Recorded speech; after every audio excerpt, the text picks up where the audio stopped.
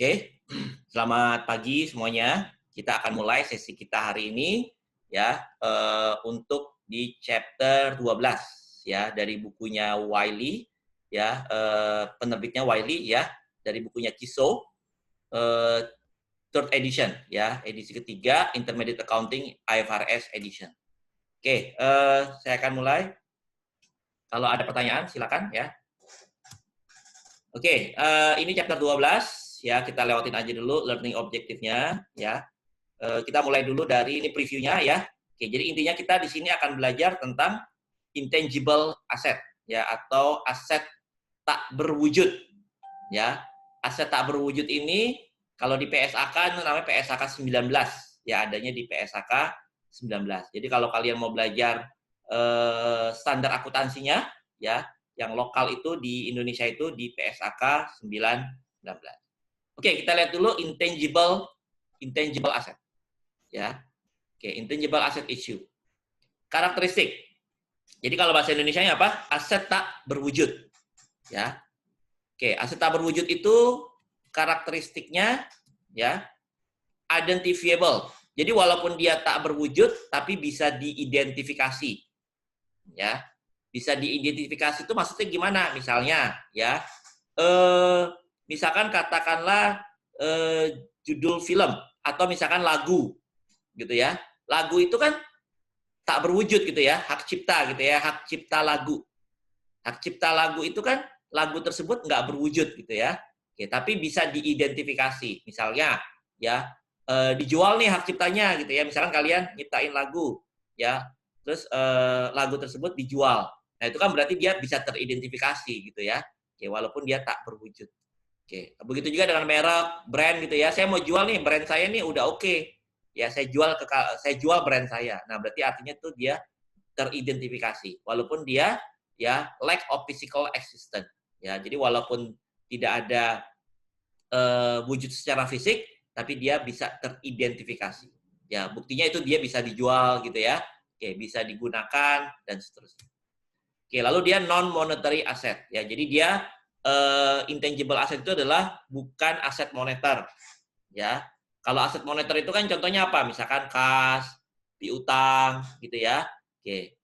Utang piutang itu adalah aset moneter.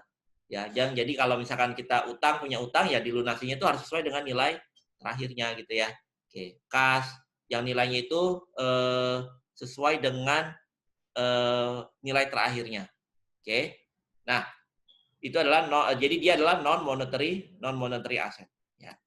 Oke, biasanya diklasifikasikan sebagai non current asset. Biasanya dia sebagai apa? Aset tidak lancar. Gitu ya. Biasanya kalau di perusahaan itu dia letaknya di paling bawah.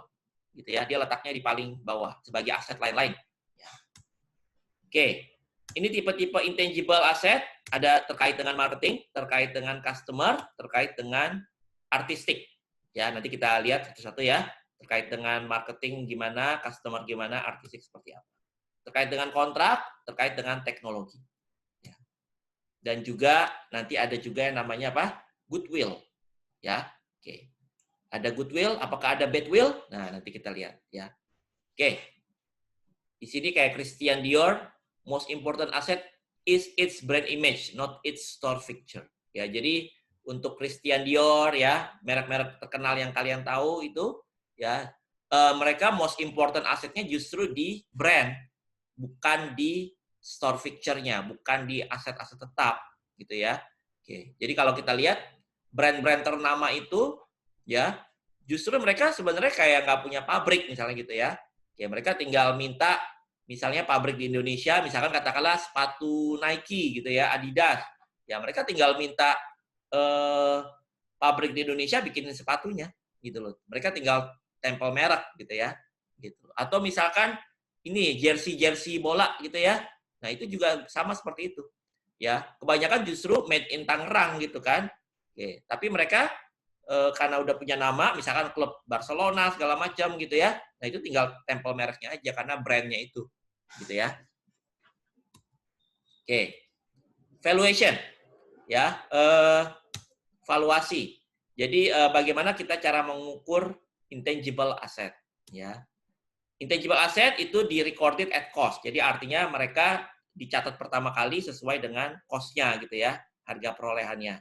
Include all acquisition cost plus expenditure to make the intangible asset ready for its intended use ya. Termasuk apa? Biaya-biaya akuisisi ya, pengeluaran sampai dia siap untuk digunakan. Jadi misalkan ibaratnya kita beli intangible asset, beli merek gitu ya. Misalkan kita beli brand. Misalkan brandnya apa? Brandnya Nike kan udah terkenal. Nah, itu kita beli brandnya. Ya, kita beli brandnya. Nah, itu harga belinya berapa plus termasuk biaya-biaya lain, biaya-biaya langsung sampai brand tersebut kita bisa untuk gunakan, ya. Nah, itu harus kita masukkan sebagai cost-nya dari intangible. Typical cost termasuk apa? Ya biasanya apa? Harga beli gitu ya. Lalu ada biaya balik nama katakanlah gitu ya. Ya sama lah kayak beli mobil atau rumah gitu kan. Kan nggak cuma harga beli, tapi juga ada pajaknya di situ, ya kan? Lalu ada biaya balik nama, legal fee dan sebagainya. Ya, other incidental expenses. Oke. Bagaimana kalau internally created intangible? Ya, jadi artinya ini aset tak berwujud yang kita create sendiri. Ya, might include patent, computer software, copyright, and trademark. Ya. Jadi intinya kan ada misalnya brand yang kita bikin sendiri.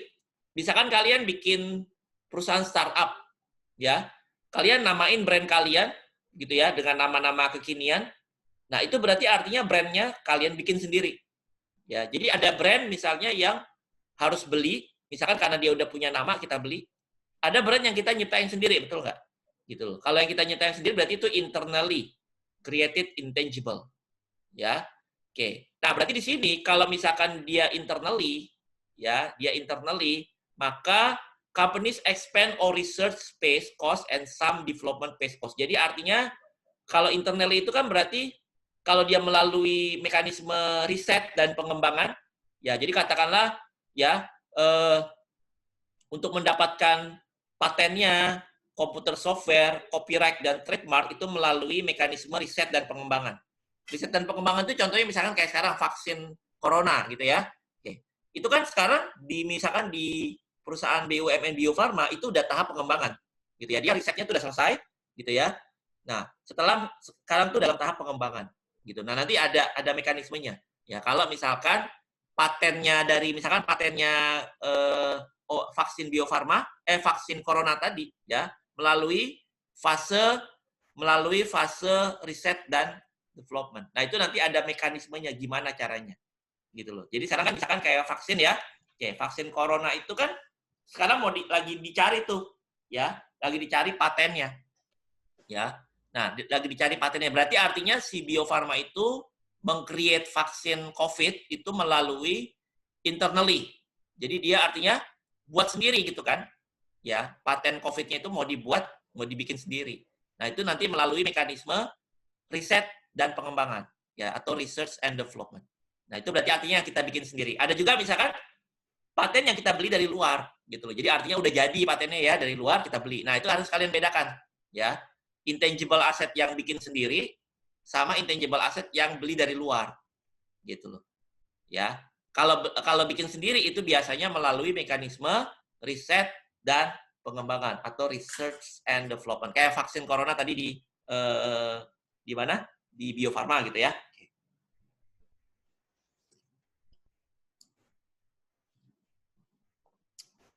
Oke, kita lanjut.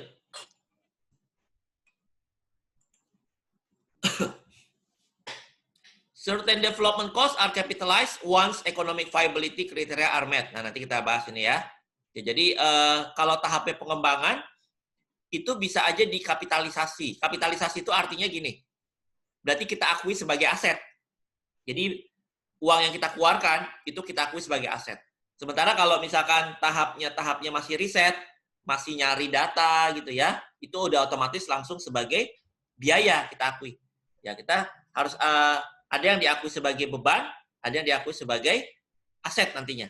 Gitu. Nah, IFRS identifies several specific criteria that must be met before development costs are capitalized. Ya, jadi IFRS itu mengidentifikasikan ada kriteria ya, bagaimana nanti tahap pengembangan itu kita kapitalisasi. Jadi kapitalisasi itu artinya adalah kita mengakui itu nanti sebagai aset. Itu namanya dikapitalize, ya, dikapitalisasi. Ya. Oke, nah ini kita lihat contohnya ya. Kalau misalkan kita create goodwill-nya sendiri, internally created intangible, ya. Nah ini misalkan beginning of project, misalkan ini tadi ya, project awal untuk nemuin vaksin COVID. Nah, ini dari sini, dari awal, misalkan dari katakanlah dari April gitu ya, dari April ke bulan Juni misalnya. Ya, itu research space gitu ya. Jadi ini adalah tahap riset. Nah, ini kan pasti ada uang keluar, expenditure gitu ya. Oke. Nah, nanti di sini misalkan tahap development. Nah, di titik di mana ada ya, di sini ada suatu titik ya di tahap pengembangan di mana nanti uang yang udah kita keluarkan itu bisa kita kapitalisasi. Ya. Oke. Bisa kita capitalize. Ya, jadi artinya capitalize itu kita akui sebagai aset. Walaupun misalkan ya vaksin corona yang tadi masih dalam tahap pengembangan. Nah, sampai dengan kapan diakui sebagai tahap pengembangan? Sampai dengan dia siap untuk dijual atau digunakan. Nah, contoh gampangnya tadi aja ya, vaksin corona. Ya, karena Bio Farma lagi mau menemukan itunya, ya, vaksinnya. Jadi kalau ketemu vaksinnya nanti kan akan menjadi paten buat dia ya. Oke. Nah, lalu sebagai intangible asset itu nanti akan ada amortisasinya. Jadi kalau aset tetap kan kalian udah belajar ya, kalau aset tetap itu kan nanti di depre gitu ya, ada depresiasi. Nah, kalau misalkan aset tetap berwujud itu ada di amortization of intangible. Ya. Oke. Jadi limited life intangible. Jadi ada intangible asset yang limited ya, limited life. Jadi artinya dia umurnya terbatas. Ya. Jadi katakanlah kita punya ya tergantung kontraknya ya dengan pada saat kita daftarkan. Ada yang umurnya terbatas, ada yang tidak terbatas. Katakanlah kalau hak cipta itu umurnya 70 seumur penciptanya ada. Ditambah lagi misalkan katakanlah 30 tahun. Nah, itu harus lihat mekanismenya ya, lihat dari kontrak di departemen hak ciptanya seperti apa. Ya, kadang kalau kita punya hak cipta lagu gitu ya, biasanya itu seumur penciptanya tambah 20 tahun lagi. Nah, itu berarti artinya dia memiliki useful life ya. Oke, berarti ya biasa diamortisasi gitu ya. Diamortisasi kayak depresiasi lah gitu ya. Oke, yang biasanya dia menggunakan metode garis lurus ya, atau straight line. Ya. Kreditnya apa? Berarti jurnalnya apa? Amortization expense, kreditnya accumulated amortization. Ya sama lah kayak depresiasi ya. Depreciation expense pada accumulated depreciation. Oke, lalu biasa kalau pakai garis lurus ya, itu dikurangi nanti dengan apa? Dengan nilai sisa. Companies must evaluate the limited life intangible as annually for impairment. Jadi ya harus dievaluasi ya setiap periodenya ya, apakah umurnya itu masih sama nggak gitu ya, umur economic life-nya itu masih sama nggak dengan perkiraan awal. Atau misalkan ada impairment ya, ternyata kita harus evaluasi lah istilahnya gitu ya, harus evaluasi dari ininya, intangible assetnya itu apakah memang nilainya itu segitu sekarang gitu loh.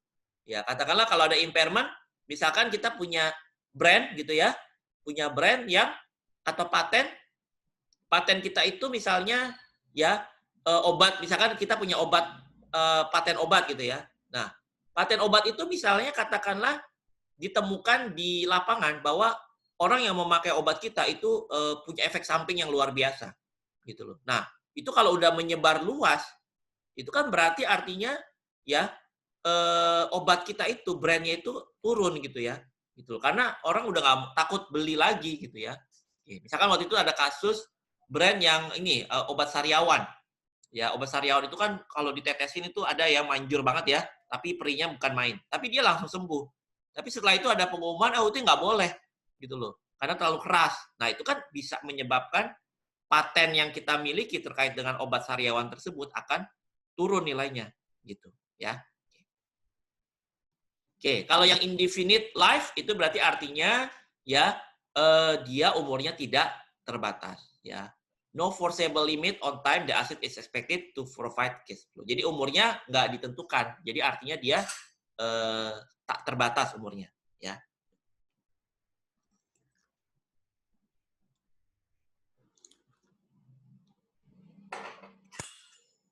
Oke, lanjut ya. Berarti kalau dia tidak ada umurnya atau umurnya tak terbatas, maka dia tidak perlu diamortisasi. Tapi dia harus kita nilai lagi apakah terjadi impairment, gitu loh. At least annually, setiap tahun. Yaitu tadi misalnya, ya apakah brand kita itu terjadi impairment? Ya kan, kalian bisa lihat ya, ada banyak brand-brand misalkan yang reputasinya rusak, ya karena gegara sesuatu. Misalkan kita punya brand merek handphone, ternyata merek handphone atau misalkan ini power bank gitu ya. Nah power bank kita itu sering banget kelaporan itu meledak misalnya gitu ya. Nah itu berarti artinya kan orang nggak akan beli lagi gitu loh. Nah itu berarti artinya brand kita itu turun ya. Itu berarti terjadi impairment. Nah ini sekarang ini kita lihat dari amortisasinya ya. Type of intangible ya. Limited life, intangible, indefinite life, intangible. Kalau yang limited life berarti begitu pada saat ini kita ngomong ini kalau kita beli ya, bukan yang kita tadi bikin sendiri. Kalau kita beli ya berarti kita akui sebagai aset, capitalize ya. Oke. Tapi kalau internally created ya, kalau misalkan kita bikin sendiri nama brandnya ya, nah itu berarti kita langsung expand. Ya, kecuali misalkan tadi except for certain limited cost that meet recognition. Bisa aja kita akui sebagai aset kalau dia melalui ada tadi tahapnya development. Gitu ya, harus melalui mekanisme research and development. Tapi kalau misalkan kita bikin merek tiba-tiba ya udah nggak melalui mekanisme R&D gitu ya udah bikin aja namanya misalkan nama kekinian kalian gitu. Ya itu kan nggak perlu research and development gitu ya, gitu loh. Nah, itu berarti langsung aja nanti beban untuk mendaftarkan brand kalian itu langsung kalian akui sebagai expand. Ya, jadi jelas ya. Jadi kalau ada yang beli, ada yang bikin. Ya. Kalau beli misalkan ya udah tadi misalkan brandnya saya mau bikin sekolahan lah gitu ya. Saya mau bikin sekolah SMA. Ya, saya brandnya pakai brand, saya beli brandnya PPM. Ya, karena PPM kan udah punya nama. Karena kan PPM ini belum punya SMA nih, ya atau belum punya SD, SMP, SMA, ya. Ya udah saya beli brandnya PPM. Ya, saya beli misalkan 10 miliar. Ya udah berarti nanti 10 miliar saya akui sebagai brand. Gitu ya. Oke, brand name pada cash nanti saya jurnal gitu kan. Oke, karena saya capitalize karena saya beli. Ya, tapi kalau saya nyiptain merek sendiri, brand sendiri untuk nama sekolah saya yang baru, misalnya gitu ya. Misalkan SD, SMP, SMA Ahalik. Nah, nama Ahalik itu saya daftarkan ke Departemen Hak Cipta. Daftarnya paling harganya 500.000. Nah, itu berarti saya langsung akui sebagai beban. Gitu ya. Oke, jadi bedakan antara yang membeli dan internally created. Nah, kalau misalkan dia kalau misalkan yang ada umurnya berarti kita amortisasi gitu ya. Oke, tapi kalau enggak kita do not amortize ya. Oke, lalu nanti biasa ya ada impairment test. Ya impairment test itu tadi misalkan nama brand kita itu udah ternyata di pasaran terindikasi buruk ya. Karena ada beberapa kejadian atau laporan terkait dengan pemakaian produk kita ya sehingga brandnya itu turun. Oke, kita lanjut. Oke, type of intangible asset, 6 major kategori ya. Tadi ya ada yang terkait dengan marketing. Sampai sini ada pertanyaan dulu? Silakan. Sampai di sini ada pertanyaan? Man, Pak. Belum, Pak. Belum ya? Udah jelas ya? Oke, lanjut. Ada 6 major kategori ya. Major kategori tadi ya. Nah, kita lihat satu-satu. Nah, ini marketing related intangible asset. Ya, terkait dengan marketing related. Example, trademark or trade name. Newspaper must have. Internet domain name. Ya. Nah, misalkan www apa gitu kan. Nah, itu domain name itu berarti terkait dengan marketing related. Trademark, trade name. Ya, newspaper must have. Jadi apa? Nama surat kabar dan sebagainya, ya. Oke. Lalu under common law, the right to use a trademark or trade name rests exclusively with the original user as long as the original user continue to use it. Ya, Pepsi Cola, Mercy, Honda, ya, Wheaties, ya itu adalah intangible asset terkait dengan trademark or trade name. Jadi kalau kalian mau beli brand-brand ini ya pasti mahal gitu loh. Ya, misalkan kalian mau bikin mobil gitu ya, misalkan ada itunya mau tempel mereknya Honda, ya itu ya biasanya ya kalau misalkan pun dijual ya mahal sekali pasti gitu ya. Oke, karena brandnya itu udah terkenal. Oke. Nah, kalau beli ya tadi ya kita capitalize. Oke, ini biasanya ya tergantung ya. Ini dibilang no amortization, berarti kalau no amortization berarti artinya apa? Dia indefinite life ya. Oke. Nah, ini intinya ini adalah apa? Kalau kalian baca di sini, intinya ini adalah kayak misalkan di sini Converse ya. Converse itu kan dimiliki oleh Nike ya. Intinya di sini dia mengsu gitu ya, menuntut misalkan perusahaan-perusahaan yang meniru gitu loh atau menggunakan nama Converse ya di merek-merek sepatu. Jadi artinya kayak tiruan-tiruan lah gitu ya. Oke, nah itu mereka nuntut karena apa ya? Karena brand name mereka itu dipakai oleh orang lain tanpa sepengetahuan mereka. Ya, itu kan banyak tuh di koran-koran ya.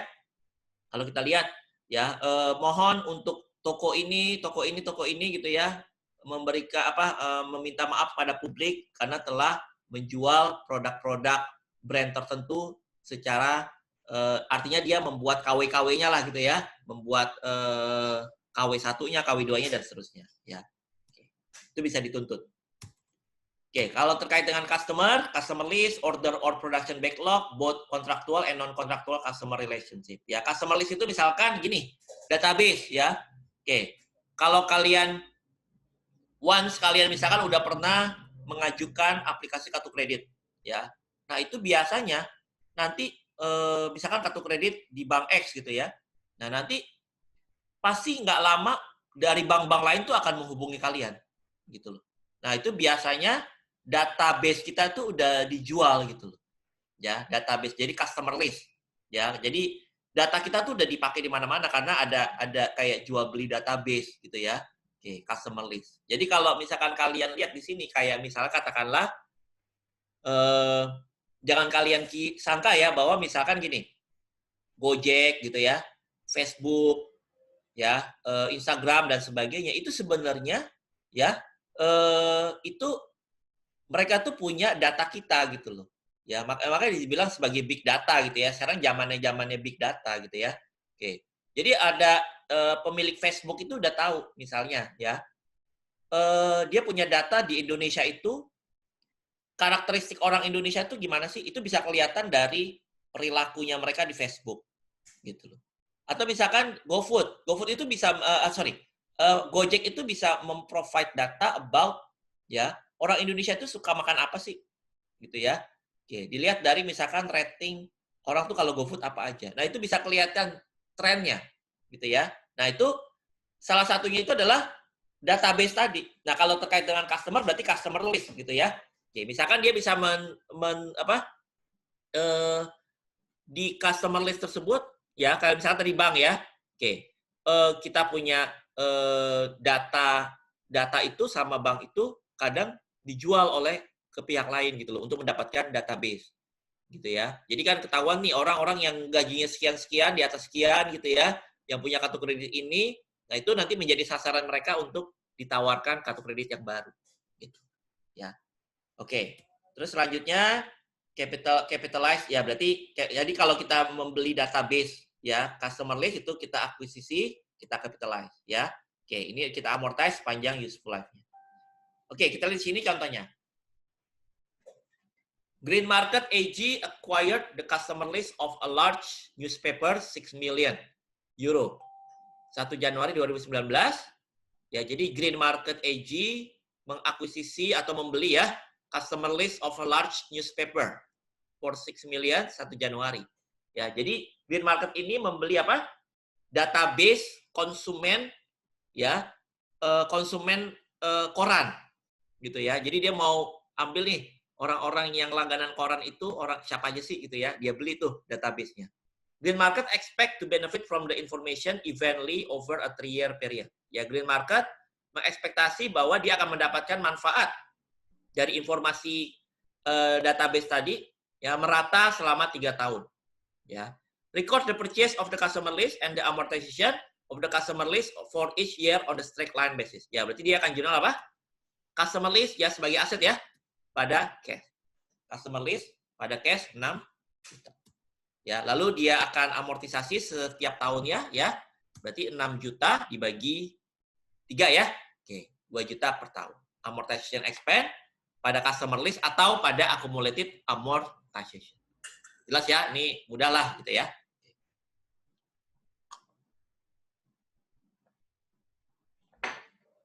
Oke, lanjut.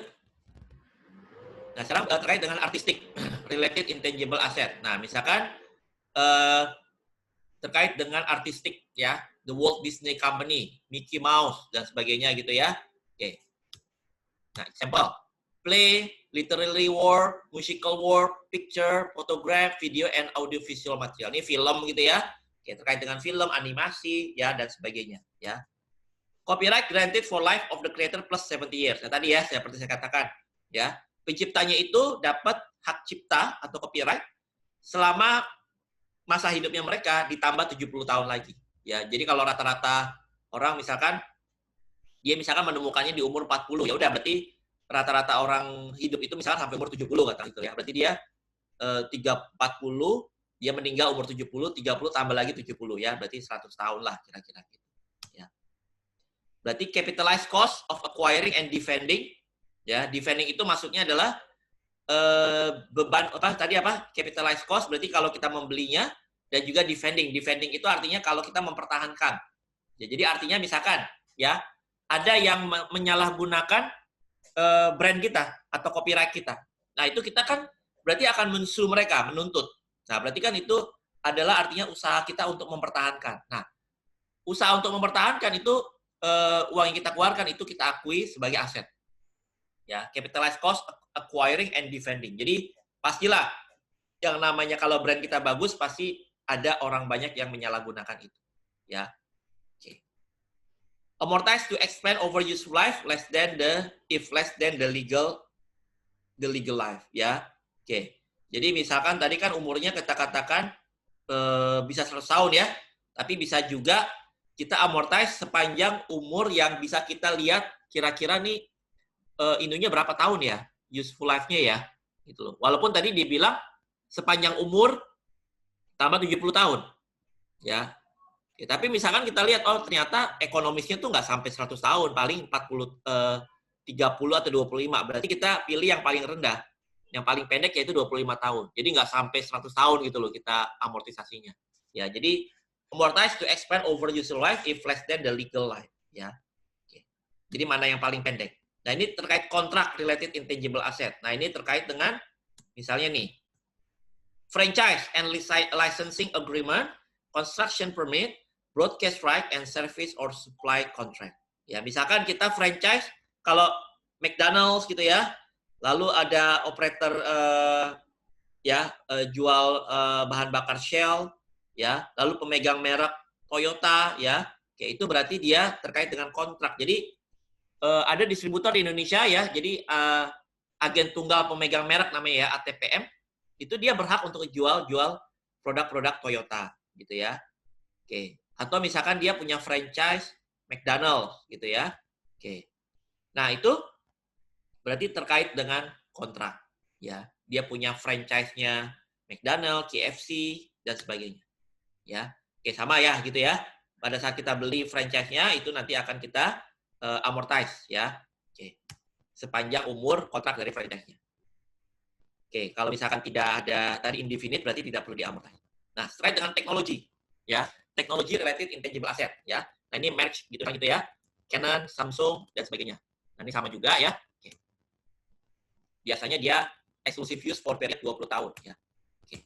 Nah, ini samalah gitu ya. Kalau misalkan kita ini kan ada tadi kebanyakan adalah karena beli ya. Oke. Kalau misalkan melalui mekanisme R&D berarti kita generate sendiri. Ya, itu tadi kalau R&D berarti kalau pas riset jadi beban, kalau development berarti sebagai aset.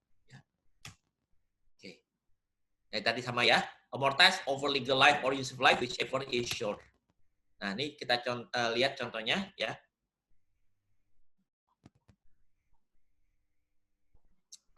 Harcourt Company incurred 100,000 AT in legal costs on January 1st, 2019 to successfully defend a patent. The patent useful life is 10 years. Ya, jadi Harcourt incurred ya. Jadi ada pengeluaran 180.000 ya in legal cost Januari 1 2019 to successfully defend a patent. Jadi dia ada mempertahankan patennya dia. Ya, karena ada orang menyalahgunakan, dia berusaha untuk mempertahankan itu gitu ya, dengan menuntut ya, itu kan tuntutan itu kan pasti ada pengeluaran ya. Okay. The patent useful life is 10 years, amortized on the straight line. Harcourt record the legal fee and amortization at the end of 2019 as full. Ya, jadi jurnalnya patent pada cash tadi ya. Karena ini adalah tadi biaya untuk mempertahankan. Nah, nanti akan diamortize. Ya. Oke. Harcourt record the legal fee and amortization ya. Oke. Nah, ini udah lah ya. Nah, sekarang goodwill. Nah, ada lagi nih goodwill. Nah, sepertinya kalau goodwill itu basically nanti kalian akan pelajari banyak juga nanti pada saat kalian belajar di mana? Di advanced accounting. Itu juga nanti ada ya terkait dengan business combination. Nah, sekarang ini yang level basicnya dulu ya. Oke. Goodwill. Apa itu goodwill? Apakah ada badwill? Ya. Conceptually represent the future economic benefit arising from the other asset acquired in the business combination that are not individually identified and separately recognized. Only recorded when an entire business is purchased. Nah, ini kalau baca teorinya mungkin agak susah ya. Oke, kalau baca teorinya agak susah, nanti kita lihat di prakteknya dulu. Baru nanti kita lihat ke konsep ya. Oke, nah ini kita lihat dulu contohnya ya. Sekarang coba kalian lihat di sini. Feng Incorporated decided that it needs a part division to supplement its existing tractor distributorship. The president, jadi gini ya, Feng Incorporated ya memutuskan, nama perusahaannya Feng lah gitu ya, memutuskan that it need a part division to supplement existing tractor distributorship. Jadi dia membutuhkan divisi lain ya dalam perusahaannya terkait dengan bagian distributor. Ya. The president of Feng is interested in buying TractorLink SA. The illustration present the system of financial position TractorLink SA. Jadi gini, jadi Feng ini mau ngebeli perusahaan TractorLink. Ya. Jadi dia mau ngebeli perusahaan TractorLink. Jadi kayak kalau kita bilang ini kayak merger, betul nggak? Ya. Merger itu kayak A beli B. A beli B, ya, itu B itu nanti dibubarkan. Ya, jadi A plus B sama dengan A. Gitu ya. A plus B sama dengan A. Gitu ya. Kalau di sini berarti gimana? Feng plus TractorLink sama dengan Feng, betul nggak? Gitu ya. Oke. Feng tambah TractorLink sama dengan Feng. Karena Feng akan beli TractorLink, betul nggak? Gitu ya. Jadi dia mau beli perusahaan nih. Gitu ya. Oke. Jadi itu namanya merger. Nah, berarti kalau misalnya si TractorLink mau dibeli, ya berarti kan harus dilihat dong, ya. TractorLink itu gimana sih kondisinya gitu kan? Oke. Ibaratnya kita mau beli handphone bekas, ya atau mobil bekas gitu ya. Gimana sih kondisinya gitu ya? Berapa sih nilai bukunya dia sekarang gitu kan? Oke. Jadi sama. Si Feng ini mau beli TractorLink, berapa sih TractorLink itu kondisinya gimana sih aset sama liabilitas sama equity-nya gitu ya. Nah, coba kalian lihat di sini. Si TractorLink ini asetnya totalnya berapa? 255. Equity sama liabilities-nya 255 juga pasti ya. Oke, sama akuntansi kan sama ya. Oke. Nah, 255 dan 255. Nah, sekarang kita lihat ya. Berarti sebenarnya bagaimana cara melihat nilainya si TractorLink? Ya. Berapa sih sebenarnya value-nya si TractorLink? Nah, berarti value TractorLink itu bisa didapat dari mana? Dari total aset dikurangi total liabilities. Ya, jadi total asetnya berapa di sini? 255 ya. Liabilities berapa? 55, betul nggak? Ya, asetnya 255. Ya, liabilities-nya 55. Ya, kan berarti sama aja equity-nya ya. Berarti equity-nya dia berapa? Ya, sama aja 200 tadi kan? Oke. Fair value. Oh ya, di sini sorry, ya. Di sini pakai fair value, coba kita lihat. Jadi cash-nya kan 25, AR-nya 35, ya. Di sini di berapa? Cash-nya 25, AR 35, inventory di sini 122 ya. Sebelumnya berapa? Nah, inventory-nya itu dinilai ulang. Gitu loh. Jadi kayak misalkan kita mau beli aset, kita harus nilai ulang, revaluasi gitu ya. Gitu loh. Sebenarnya barang yang kita beli itu harganya berapa sih? Gitu loh. Ya nilai sekarangnya berapa sih? Nah, berarti nilai ulang, ya. Cash kan sama, AR sama, inventory yang tadinya nilai 42, dinilai ulangnya berapa jadinya? 1, 2, 2. Paten, maaf. Paten berapa? 18 sebelumnya ya. 18 dinilai ulang jadi berapa? Ya, sorry. Paten, oh ya, justru dia sebelumnya nggak punya paten. Inventory 42, property plant equipment 153, jadi berapa di sini? Jadi 205, jadi naik ya nilainya ya. Oke, karena kan terkait dengan gedung, tanah, ya itu nilainya cenderungannya naik. Ya, berarti kayak dinilai ulang gitu ya. Oke. Nah, terus tapi ada paten. Sebelumnya nggak ada paten kan di asetnya ya, betul nggak? Ya, tapi di sini ada paten. 18. Ya, berarti artinya gini. Sebenarnya si Tractor Link ini sebenarnya dia punya paten. Tapi karena patennya dia create sendiri, ya. Jadi artinya kalau dia create sendiri, berarti ya kan tadi kalau internally created, kalau dia bikin sendiri, itu kan berarti nggak diakui kan, gitu loh, sebagai aset. Kecuali dia melalui mekanisme R&D, misalnya gitu tadi ya. Gitu, paham nggak maksudnya? Gitu loh. Berarti kan artinya si Tractor Link ini sebenarnya dalam tanda kutip ya, dia misalkan gitu ya, dia punya paten yang dia create sendiri sebelumnya. Nah, kalau berdasarkan standarnya kan, kalau dia create sendiri, itu kan nggak diakui sebagai aset kan? Betul nggak? Tidak diakui sebagai aset. Nah, tapi dia pakai tuh, dia ada gitu loh ya. Jadi nggak tercatat. Nah, pada saat mau dibeli perusahaannya, si Tractor Link ini, ya, sama si siapa tadi? Sama si Feng diakuin. Oh, kamu ternyata punya paten loh yang nggak pernah kamu catat. Saya nilai ulang ya. Kira-kira tuh paten kamu tuh harganya 18. Gitu. Nah, berarti kan nambahin nilainya si Tractor Link dong, betul nggak? Ya, berarti nilainya Tractor Link, total asetnya ini semua. Dikurangi berapa? Liabilitas 55. Sehingga, ya, jadi untuk menilai berapa value-nya si Tractor Link ini, dari total aset dikurangi dengan liabilitas. Ya, oke. Itu kan berarti kan dapat aset bersihnya, gitu ya. Oke, karena kan utang-utang itu harus dibayar ya. Liabilitas itu harus dibayar dengan aset. Nah, di situ ya. Berarti fair value of net assetnya berapa? 350.000. Ya, sementara Tractor Link beli si Feng ya. Tractor Link company decide to accept Feng offer. Jadi dengan harga berapa si Tractor Link dibeli oleh si Feng? 400.000 ya. Oke, dia dibeli dengan harga berapa? 400.000. Nah, kira-kira harga belinya 400. Ya. Sementara nilainya si Tractor Link berapa? 350.000. Ya. Oke, dibeli dengan harga 400. Jadi ibaratnya kita belinya lebih mahal dong. Ya. Jadi si Feng itu belinya lebih mahal harganya daripada nilai fair value-nya si Tractor Link. Nah, berarti muncul yang namanya apa? Goodwill. Nah, selisihnya itu masuk ke goodwill berapa? 50.000. Ya, selisihnya masuk ke goodwill sebesar 50.000. Ya, jadi harga belinya itu lebih besar. Jadi si Feng tadi berani bayar lebih mahal.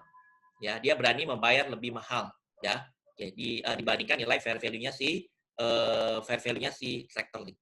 Ya, berarti ada goodwill di situ. Jadi mungkin dia menilainya, mungkin si Tractor Link itu udah memiliki nama baik gitu ya. Udah memiliki reputasi yang baik, lokasi yang strategis, sehingga dia berani bayar lebih mahal. Gitu. Ibaratnya gini, goodwill itu ibaratnya misalnya jaketnya Michael Jackson ya dilelang. Ya, jaketnya Michael Jackson dilelang. Michael Jackson itu misalkan jaketnya originally misalkan cuman harganya 5 juta. Ya. Kalau dilelang itu kan lakunya bisa beratus-ratus juta, betul nggak? Oke. Kenapa orang berani bayar lebih mahal terhadap jaketnya Michael Jackson? Ya karena ada value-nya di situ, karena dia adalah legend gitu ya. Gitu. Jadi orang berani bayar misalkan 200 juta Padahal originalnya cuma 5 juta. Nah, berarti di situ ada goodwill nanti. Ya, 200 juta dikurangi 5 juta. Gitu ya. Oke. Maka si Feng akan jurnal apa? Ya udah, aset-aset yang dia ambil alih itu dicatat di debit ya. Property, plant equipment, patent, inventory, AR, cash. Nah, itu ada goodwill ya. 50.000, lalu liabilities dan cash. Ya, jadi semua aset dan liability-nya diambil alih oleh si Feng. Ya. Nah, goodwill itu dianggap, jadi goodwill itu kan apa? Intangible. Goodwill itu adalah intangible asset. Ya, goodwill itu dikonsider itu dia indefinite life. Ya, goodwill itu dikonsider to have indefinite life. Jadi umurnya tidak terbatas. Ya, should not be amortized, jadi tidak diamortisasi, tapi dia akan only adjust carrying value when goodwill is impaired. Ya, jadi dia nanti akan menjadi apa? Objek dari penurunan nilai. Ya, jadi tadi penurunan nilai itu adalah misalkan perusahaannya itu misalkan terindikasi impair. Ya, misalkan gini. Kalian kebayang nggak? Kalian mungkin generasi sekarang ya, generasi milenial gitu ya. Mungkin kalian nggak ngerasain dulu surat menyurat.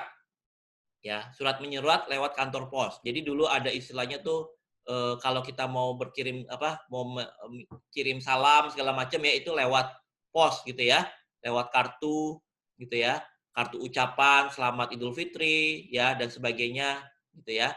Oke, atau surat menyurat dulu istilah ada sahabat pena itu kan berarti melalui kantor pos ya.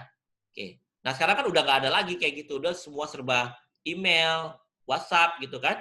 Oke. Nah berarti bagaimana dengan bisnisnya kantor pos? Berarti itu terindikasi gitu ya. Misalkan dia karena adanya teknologi handphone, ya bisnisnya kantor pos kan jadi akan terganggu dong. Yang dia notabene bisnisnya adalah kirim apa surat gitu ya. Oke. Nah, berarti dia kalau misalkan kantor pos sebelumnya punya goodwill, berarti goodwill-nya itu terindikasi impair gitu loh. Jadi artinya ya udah nggak pantas punya goodwill gitu loh orang bisnisnya udah terganggu gitu ya, kayak oleh keberadaan teknologi gitu. Ya. Oke, jadi berarti secara perusahaan dia terindikasi yang namanya impair. Oh ya, pasti ada pertanyaan. Bagaimana kalau misalkan harga belinya tadi bukan 400? Tadi kan harga beli 400 ya. Nilai perusahaannya tadi berapa? 3,5, betul nggak? Fair value-nya 3,5. Ya. Bagaimana kalau harga belinya nggak 400? Tadi harga beli 400 sehingga memunculkan goodwill 50 tadi kan? Oke. Bagaimana kalau misalnya di sini harga belinya ya katakanlah oh ya, di sini nggak ada ya. Oke, misalkan harga belinya berapa? Tadi 400, misalkan 3,5, misalkan harga belinya cuma 340. Nah, itu gimana? Kalau 340 berarti nanti kita akan jurnal ya. Nah, misalkan tadi bagaimana kalau misalnya harga belinya di bawah itu? Nah, di sini coba saya ilustrasikan ya. Di sini saya tambah. Nah, nih. Feng record di transition. Oke. What if gitu ya.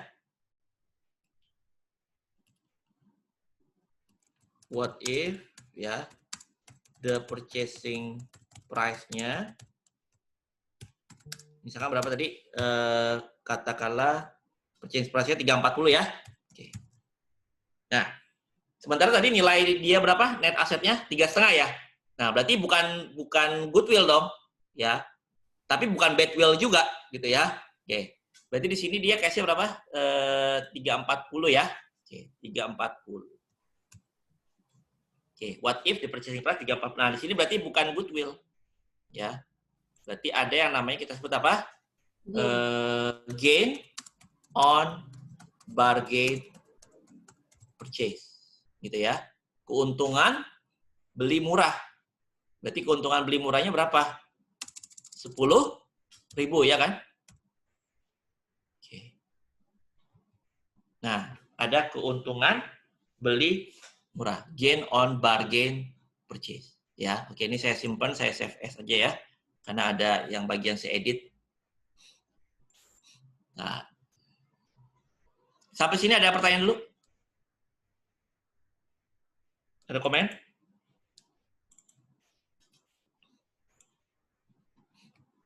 Enggak, Pak. Belum. Jelas ya? Jelas apa nggak jelas? Jelas, Pak. Jelas ya? Ya. Oke.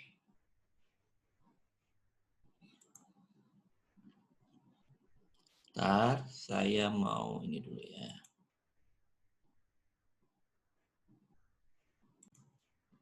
Baik, akan saya lanjutkan kembali ya. Oke, saya akan share screen. Oke, kita lanjut lagi. Sekarang kita masuk ke impairment. Ya. Impairment itu berarti apa ya? Penurunan nilai ya.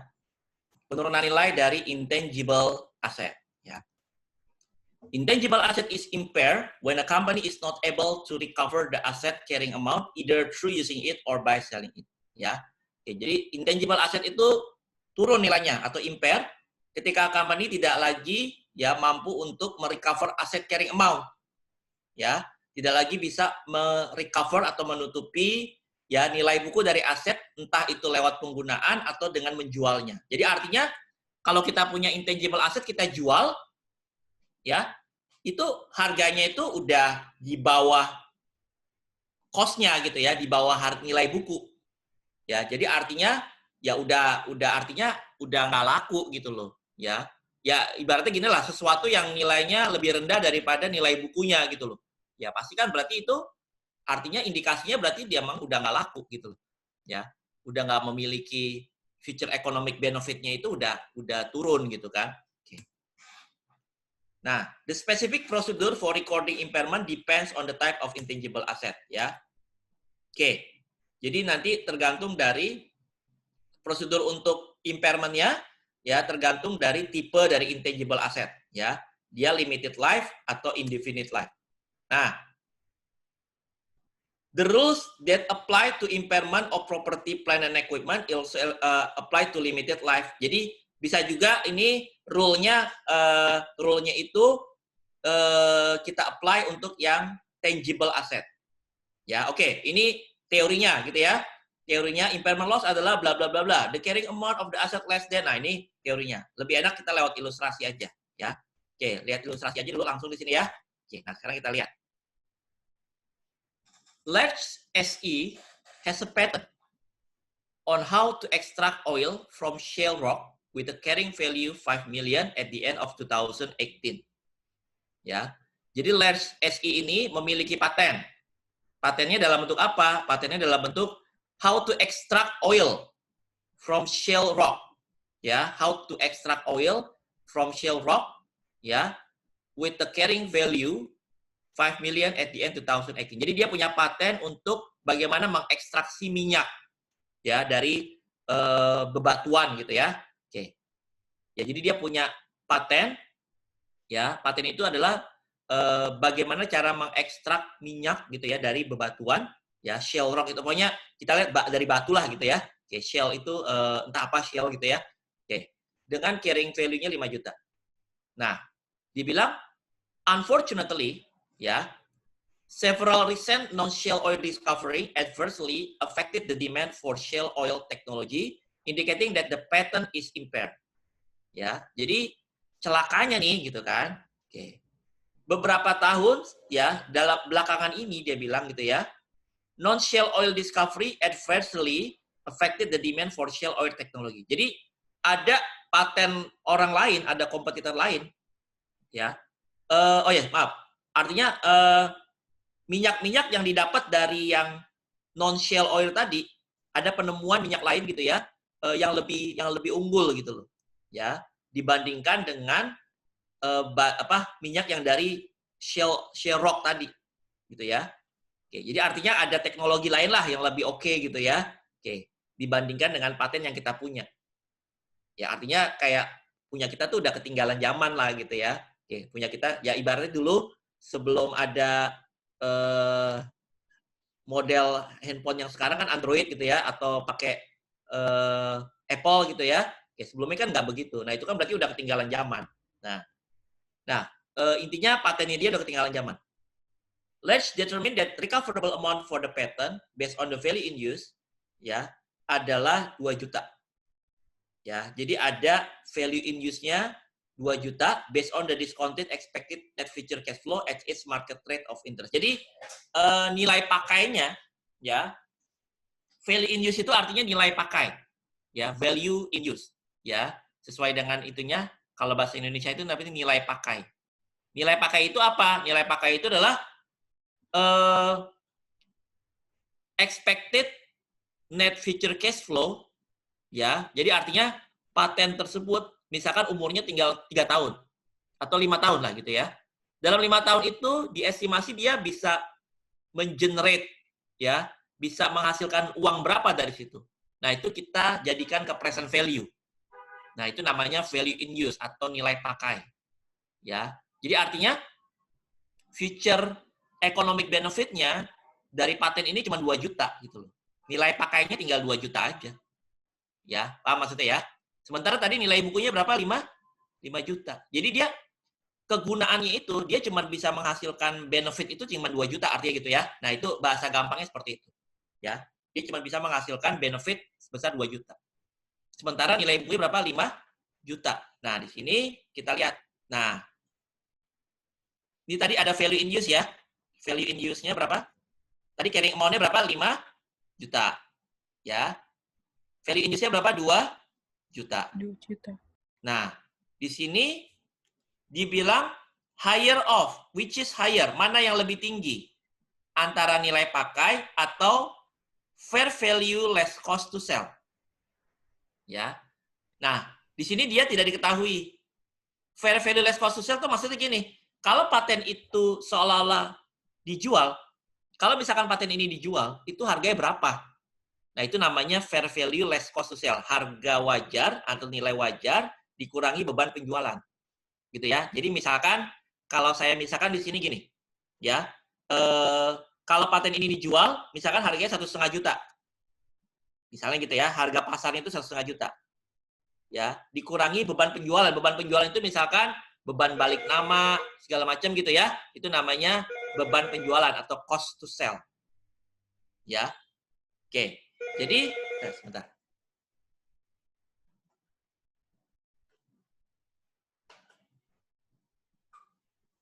Oke, itu namanya beban penjualan. Ya. 1,5 berarti beban penjualannya nilai tadi berapa harga wajarnya 1,5 ya. Oke. Beban penjualan misalkan 100.000. Berarti harga jual atau nilai wajar 1,5 dikurangi dengan beban penjualan 100.000 jadi 1,4.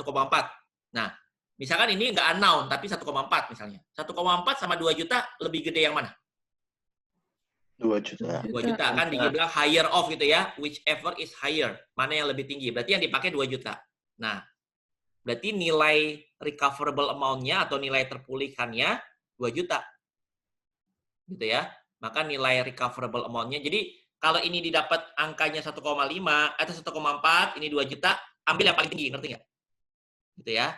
Itu akan menjadi recoverable amount. Recoverable amount itu artinya nilai terpulihkan bahasa Indonesianya. Ya. Nah, berarti nilai terpulihkan itu berarti artinya ya nilai dia sekarang tuh sebenarnya 2 juta gitu. Ya. Compare tuh berapa? Nilai bukunya 5 juta. Nilai bukunya dia cuma 5 juta. Ya, recoverable amount-nya berapa? 2 juta.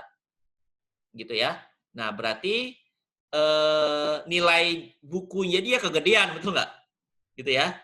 Oke, apa yang tercatat di laporan keuangan 5 juta, sementara nilai terpulihkannya cuma 2 juta. Berarti 5 juta itu terlalu tinggi, berarti terjadi impairment. Impairment-nya berapa? Berarti 3 juta.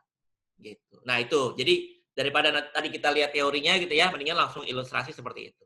Ya. Jadi kalau dimatematikkan impairment loss itu terjadi ketika carrying amount lebih besar daripada recoverable amount gitu aja, gitu ya. Which is recoverable amount itu apa? Ya, itu adalah nilai terpulihkan. Nilai terpulihkan itu adalah nilai yang lebih tinggi antara harga jual atau nilai wajar dikurangi cost to sell dengan value in use. Mana yang lebih tinggi akan menjadi recoverable amount, seperti itu. Ya, itu berarti terjadi impairment. Ya, tapi tadi ada indikasinya dulu ya. Indikasinya bahwa nilai paten kita tadi apa? Paten kita itu ya, maaf ada suara anak saya nangis ya. Oke. Paten itu ya tadi indikasinya ya dia itu apa? ya udah ketinggalan zaman intinya gitu kan. Indikasinya itu dulu, ciri kualitatifnya itu. Baru setelah itu kita main ke angka-angka. Gitu ya. Oke. Dan angka-angkanya memang membuktikan seperti itu, ya. Jadi ibaratnya tadi kalau dijual misalkan 1,5 ya, beban penjualannya untuk balik nama segala macam 100.000 jadi 1,4 gitu ya. Oke. 1,5 less 100.000 jadi 1,4. Nilai pakainya 2 juta ya. Berarti ibaratnya itu ya, dia bisa mengenerate cash flow berapa sih ya dengan umur sisanya dia. Nah, terus mana yang lebih tinggi akan jadi nilai pakai. Nah, dibandingkan dengan carrying amount berarti dia terjadi impairment ya. Oke, lanjut. Maka dia akan jurnal apa? Loss on impairment pada paten ya. Kan tadi impairment-nya berapa? 3 juta ya. Oke, berarti loss pada paten sebesar 3 juta ya. Oke. Reversal ya. Nah, ini berarti artinya reversal itu berarti kayak dibalik. Boleh nggak sih kalau udah impair terus di recover ya, dipulihkan. Jadi artinya dia naik lagi gitu ya. Oke. Jadi kan tadi setelah kita impair nilainya jadi 2 juta dong, betul nggak? Kan kita udah impair 3 juta ya. Oke, maka sekarang itunya dia jadi 2 juta ya. Nah, berarti kan misalkan tadi 2 juta umurnya 5 tahun, maka dia akan mengamortize 2 juta bagi 5 ya, 400.000. Nah, ini berarti tabel amortisasinya setelah dia udah jadi 2 juta ya. Oke. Amortisasinya berarti 2 juta bagi 5, 400 segala macam. Ini carrying amount-nya berarti ya. Oke. 2 juta kurang 400, 1,4 ya. Terus 1,6 kurang lagi 400, 1,2 gitu ya, dan seterusnya ya. Nah, ini adalah carrying amount-nya dia. Nah, di awal tahun 2020, nah di sini misalnya gitu ya. Tadi kan awal tahun 2020 ya, berarti nilai carrying amount-nya 1,6, betul nggak? Oke, awal tahun 2020 nilai carrying amount-nya kan 1,6. Based on improving condition in the market for shale oil technology, let's remeasure the recoverable amount of the patent to be 1,750. In this case, let's reverse a portion of the recognized impairment loss. Ya, jadi artinya ada perbaikan kondisi nih. Yang tadi nilai patennya turun karena ketinggalan teknologi, ya. Ternyata based on improving condition in the market for shale oil technology, let's remeasure. Jadi ada perubahan kondisi, ya. Ternyata ya teknologi dia nggak parah-parah amat sih gitu ya. Ya, jadi ada improving ya dalam hal in the market for shale oil technology. Nah, dia mengukur kembali. Nah, sekarang tadi kan nilai itunya 1,6 ya, nilai bukunya di akhir tahun 2019 atau di awal tahun 2020. Nah, sekarang nilainya jadi 1,750. Maka dia ada recovery. Ya, berarti recovery-nya berapa? 150.000. Maka dia akan jurnal patennya naik 150.000 pada recovery of impairment loss atau pada gain lah istilah gitu ya. Oke, pada keuntungan. Paten pada keuntungan sebesar 150.000 ya. Oke. Nah, bagaimana dengan impairment terkait dengan goodwill ya? Should be tested for impairment at least annually. Impairment test is the same as for that limited life intangible. Ya, oke, sama ya. Compare the recoverable amount. Ya, sama tadi ya recoverable amount. Recoverable amount is less than. Sama lah tadi ya. Oke. Untuk yang impairment of intangible asset, ya, yang indefinite life. Ya. Nah, ini contohnya lagi. Ya, kita lihat. Archon Radio purchase broadcast license for 2 million. The license is renewable every 10 years. Archon Radio has renewed the license with the CGC twice at the minimal cost. Because it expect, ya kita lihat dulu dari awal ya, Archon membeli license-nya broadcast, ya jadi dia punya license-nya broadcast, ya jadi dia artinya dia bisa mengudara lah gitu ya. Oke, Archon Radio memiliki license broadcast, jadi artinya dia punya hak untuk bikin FM sekian gitu ya. Oke, jadi dia berhak untuk mengudara. Ya, karena kan harus ada izinnya ya untuk bisa jadi radio. Ya, $2 juta dia beli haknya itu. Berarti bisa diperbarui setiap 10 tahun. Archon Radio has renewed the license with the GGC twice at the minimal cost ya. Oke. Because it expect cash flow to last indefinitely, Archon report the license as an indefinite life intangible asset. Jadi dia, ya namanya perusahaan radio, ya dia mau berdiri selamanya dong gitu ya, eksis terus gitu ya. Jadi makanya tadi license broadcast-nya dia anggap last indefinitely. Jadi dia umurnya tidak terbatas. Walaupun tadi, makanya tadi dia bisa diperpanjang setiap 10 tahun ya, tapi dia memberi keputusan bahwa ini sebenarnya umurnya tidak terbatas karena bisa terus-menerus diperbarui ya. Recently the GCC decided to auction this license at the highest bidder instead of renewing them. Ya. Belakangan ini si GCC decided to auction, jadi mau dilelang nih. Ya. Daripada dia perbarui karena misalkan udah punya nama gitu ya, radio apalah misalnya gitu ya. Kalau udah punya nama, ya dia ini aja. Terus dilelang. Ada nggak ada yang mau beli? Ya. Based on recent auction of similar license, Archon Radio estimate fair value less cost to sell-nya ya 1,5 tadi ya. Harga jual dikurangi dengan beban penjualan 1,5 ya. Sementara tadi carrying value of broadcast license-nya kan 2 juta. Ya. 2 juta, terus recoverable amount-nya 1,5, maka ada loss on impairment 500.000 ya. Oke. Nah, sekarang bagaimana impairment terkait dengan goodwill? Ya, kita lihat contohnya. Ya. Sama lah kayak tadi ya. Call buy determine the recoverable amount of the print division to 2.8 based on the value in use estimate. Ya, carrying amount-nya 2,4, value in use-nya 2,8, ya berarti recoverable amount-nya pakai 2,8 ya. Oke. Nah, berarti di sini tidak terjadi impairment ya. Oke, karena recoverable amount-nya lebih besar daripada carrying amount. Oke, nah sekarang kalau misalnya carrying value 2,4, value in use 1,9, berarti recoverable amount-nya 1,9. Berarti ini terjadi goodwill berapa? Terjadi impairment berapa? 500.000 ya nggak? Iya. 500.000 ya. Oke. Nah, berarti kalau ada 500.000, berarti kita jurnal apa? Sama impairment pada goodwill, gitu ya. Oke, jadi kalau dia punya goodwill, ya, goodwill-nya di-impair, gitu loh. Ya, loss pada goodwill. Nah, ini impairment terkait dengan goodwill. Ya. Jadi kayak tadi misalnya, ya, perusahaan kita, ingat kan tadi yang Feng tadi ya? Siapa, entah namanya tadi apa, Feng ya, yang dia punya goodwill ya. Oke. Ternyata udah 10 tahun, dia bisnisnya terganggu, gitu loh. Ya, bisnisnya terganggu. Misalkan katakanlah kalau misalnya ya jangan sampai ya, misalkan COVID-19 ini sampai 3 tahun misalnya gitu ya, kan rata-rata sampai 2 tahun, itu kan bisnis penerbangan ya, itu kan bisa kolaps, betul nggak? Bisnis penerbangan, pariwisata gitu ya. Oke. Kalau dia misalkan di perusahaannya itu udah ada goodwill-nya, maka goodwill-nya itu impair berarti, betul nggak? Karena kan perusahaannya itu udah nggak, apa ya, udah menjelang kolaps gitu loh, udah terganggu sekali, udah rugi terus-menerus.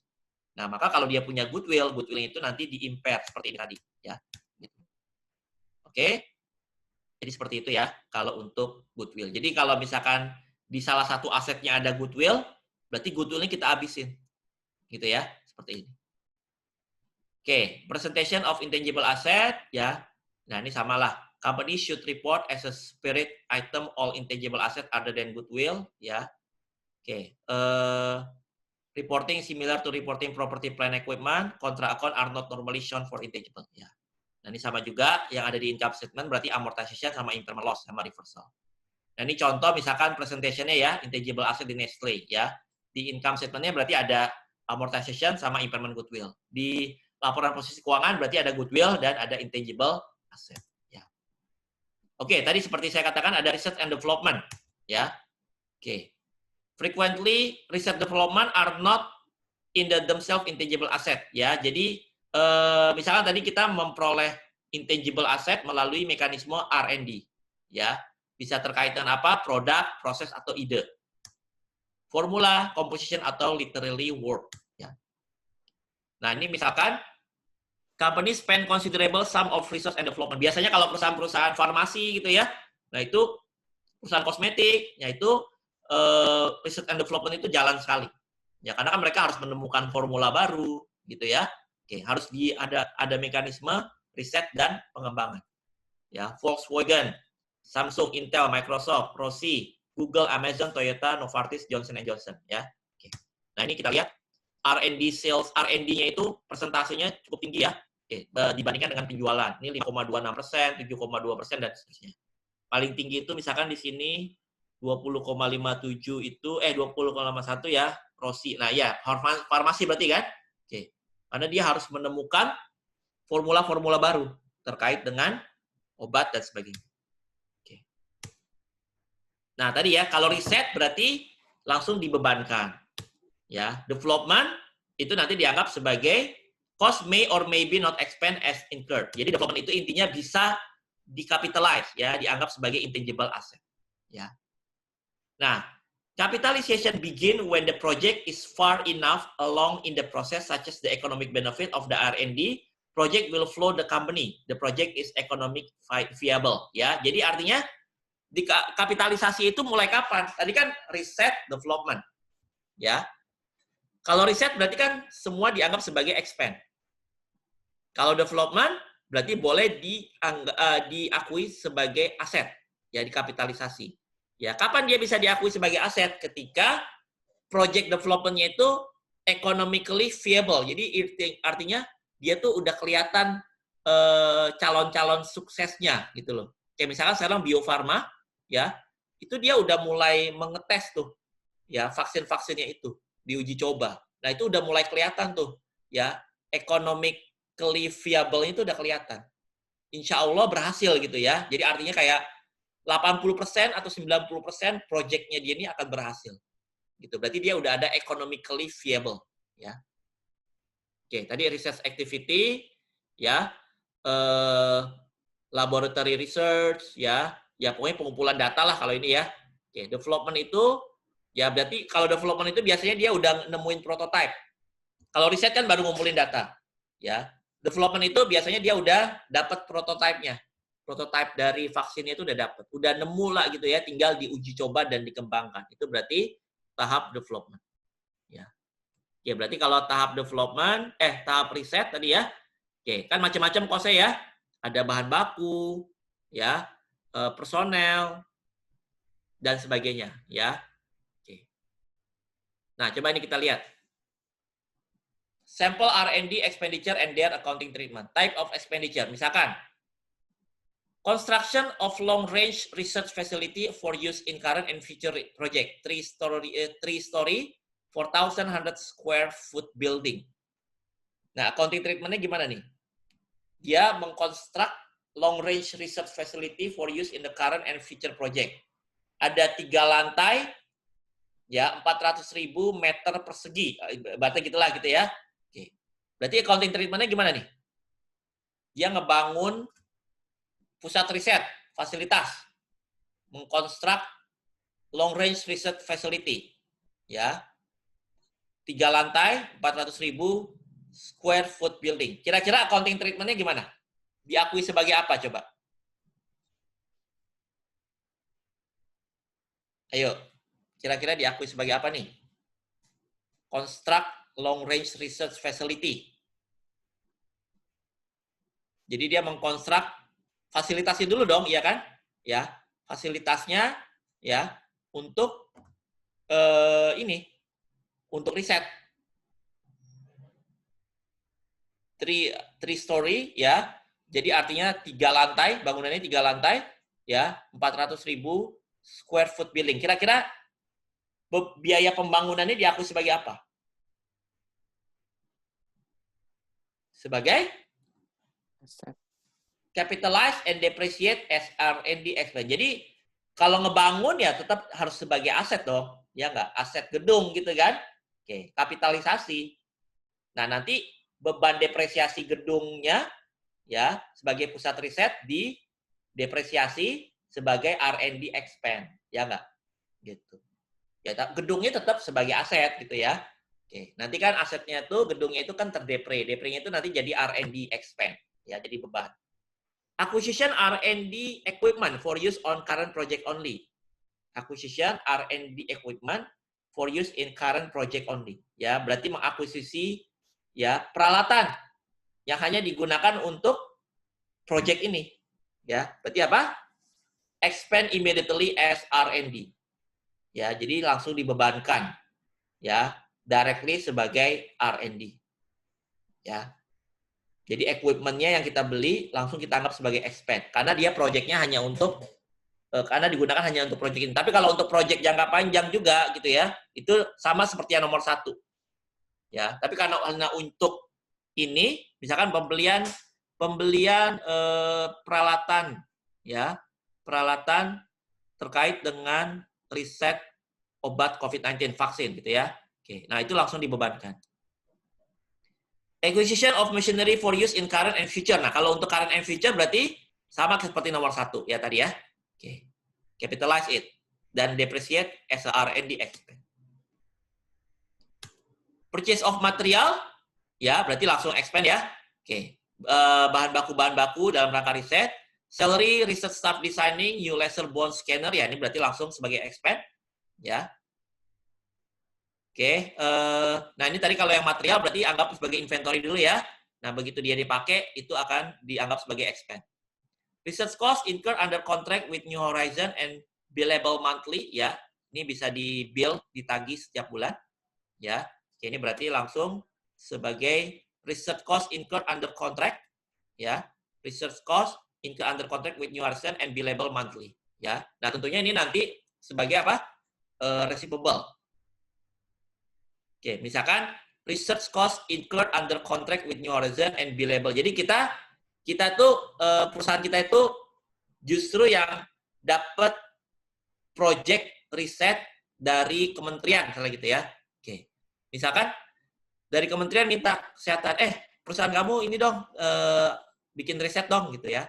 Oke, jadi kita tuh jasa riset itu di kita. Nanti kita bisa karena itu kita dapat kerjaan riset gitu ya. Nah, nanti kita bisa nagih gitu ya ke yang pada pemberi kerja kita. Nah, ini material, labor, dan sebagainya itu langsung expand immediately as R&D. Ya.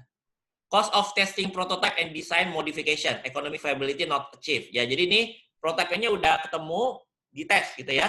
Oke. Tapi belum kelihatan feasibility ekonomiknya. Berarti ini langsung sebagai expand. Legal fee to obtain patent on new laser scanner. Ya. Nah, ini berarti udah ketemu nih, ya udah ketemu patennya, terus kita daftarin ke Departemen Hak Cipta, ya. Oke, capitalize as patent and amortize to overhead as part of cost of good management. Jadi ini kan berarti udah ketemu nih intinya ya, udah ketemu apanya, misalnya tadi vaksinnya udah ketemu, terus kita daftarkan ya paten kita ke Departemen Hak Cipta, berarti itu kita anggap sebagai aset, ya kapitalisasi. Executive salary, ya. Langsung expand, ini kan biasa ya, kalau ini kan nggak ada kaitannya. Cost of marketing research, nah ini juga sebagai expand. Engineering cost incurred to advance the laser scanner to full production stage, ya. Economic viability achieved. Engineering cost incurred to advance laser scanner. Nah ini berarti udah tahap pengembangan ya. Berarti expand as operating, expand dan capitalize as R&D. Ya, ini maksudnya gimana? Engineering cost incurred to advance the laser scanner to full production stage. Ya. Expand as operating expand and capitalize as R&D. Maksudnya gimana? Biaya engineering ya incurred to advance the laser scanner to full production stage. Ya, economic viability achieved. Ya. Jadi di sini nah ini kalau kita lihat jawabannya di sini expand as operating, capitalize as R&D, ya. Jadi mungkin di sini dia bilang engineering cost incurred to advance the laser scanner to full production stage, ya. Jadi artinya dia kayak ada improvement gitu ya, improvement lebih lanjut, ada cost terkait dengan improvement lebih lanjut supaya laser scannernya itu ya ke full production stage, ya. Economic viability-nya achieve. Nah, ini sebenarnya kalau dia masih tahap pengembangan, gitu ya. Kalau masih tahap pengembangan, seharusnya dia dikapitalisasi, intinya kayak gitu. Ya.